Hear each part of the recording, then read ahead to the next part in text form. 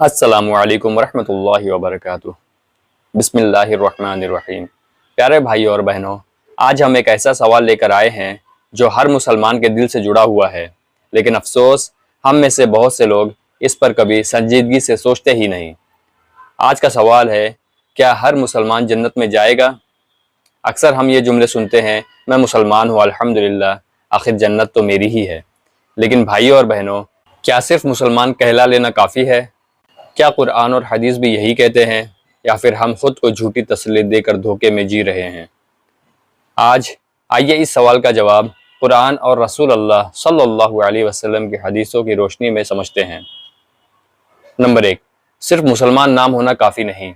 سب سے پہلے یہ بات دل میں بٹھا لیجئے، اسلام صرف ایک پہچان نہیں ہے، اسلام ایک ذمہ داری، ایک امانت اور ایک پورا طریقہ زندگی ہے۔ اللہ تعالیٰ قرآن میں فرماتے ہیں، جو لوگ ایمان لائے اور نیک اعمال کیے وہی جنت والے ہیں۔ یہاں غور کیجئے، اللہ نے صرف مسلمان نہیں کہا بلکہ ایمان اور نیک اعمال کہا۔ اگر صرف مسلمان پیدا ہو جانا ہی کافی ہوتا تو پھر قرآن میں بار بار عمل کی بات کیوں آتی؟ اس کا مطلب صاف ہے، صرف نام نہیں، زندگی بھی مسلمان والی ہونی چاہیے۔ نمبر 2، گنہگار مسلمان کا کیا انجام ہوگا؟ اب یہاں ایک بہت اہم سوال آتا ہے، اگر کوئی مسلمان نماز نہیں پڑھتا، جھوٹ بولتا ہے، غیبت کرتا ہے، لوگوں کا حق مارتا ہے، تو کیا پھر بھی جنت میں جائے گا؟ اس سوال کا جواب سیدھا ہاں یا نہیں ہے۔ رسول اللہ صلی اللہ علیہ وسلم نے فرمایا، میری امت کے کچھ لوگ اپنے گناہوں کی وجہ سے جہنم میں جائیں گے، پھر اللہ اپنی رحمت سے انہیں نکال کر جنت میں داخل کرے گا۔ اس حدیث سے ہمیں بہت بڑی حقیقت سمجھ میں آتی ہے، ہر مسلمان سیدھے جنت میں نہیں جائے گا، کچھ مسلمانوں کو پہلے سزا دی جائے گی، لیکن جس نے شرک نہیں کیا وہ ہمیشہ جہنم میں نہیں رہے گا۔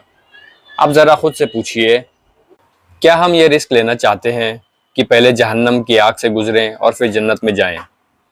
نمبر 3، نماز چھوڑنے والا اور جنت۔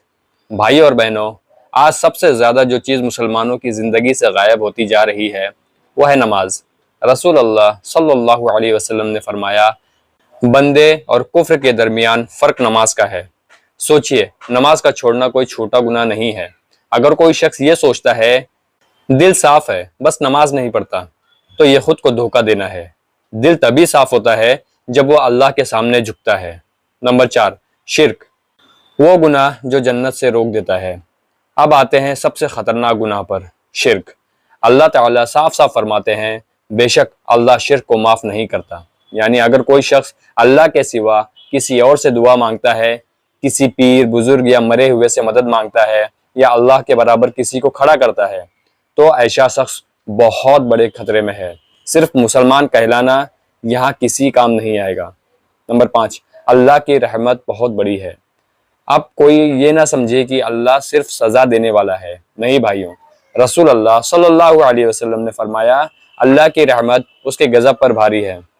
لیکن یاد رکھیے، اللہ کی رحمت کا مطلب یہ نہیں ہے کہ ہم کھلے عام گناہ کرتے رہیں اور کہیں اللہ تو معاف کر دے گا۔ یہ سوچ دھوکے والی سوچ ہے۔ اللہ رحمان بھی ہے اور اللہ عادل بھی ہے۔ نمبر 6، توبہ، جنت کی چابی۔ اگر کوئی یہ سوچ رہا ہے مجھ سے بہت گناہ ہو گئے، اب کیا فائدہ، تو سنیے، اللہ فرماتا ہے، اے میرے بندو، جنہوں نے اپنی جانوں پر ظلم کیا، اللہ کی رحمت سے مایوس نہ ہو۔ سچی توبہ کیا ہے؟ گناہ کو چھوڑ دینا، دل سے شرمندہ ہونا، دوبارہ نہ کرنے کا پکا ارادہ۔ ایسی توبہ انسان کو جہنم سے جنت کی طرف موڑ دیتی ہے۔ نمبر 7، جنت کا راستہ کیسا ہے؟ اگر ہم چاہتے ہیں کہ بنا عذاب جنت میں جائیں، قبر اور جہنم سے بچ جائیں، تو ہمیں سچا ایمان لانا ہوگا، نماز کو اپنی عادت بنانی ہوگی، ماں باپ کے حق ادا کرنے ہوں گے، لوگوں کو تکلیف دینا چھوڑنا ہوگا، غیبت، جھوٹ، تکبر سے بچنا ہوگا۔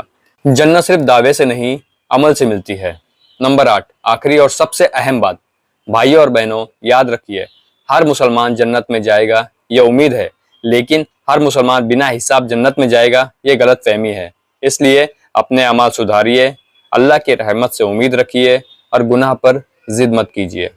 اللہ سے دعا ہے، اللہ ہمیں سچا مسلمان بنائے، ہمیں سیدھے جنت میں داخل فرمائے اور جہنم کی آگ سے محفوظ رکھیں۔ آمین یا رب العالمین۔ اگر آپ کو یہ بیان پسند آیا ہو ویڈیو کو لائک کیجئے، دوسروں تک شیئر کیجئے اور چینل آخرہ کو سبسکرائب کرنا نہ بھولیں۔ السلام علیکم ورحمۃ اللہ وبرکاتہ۔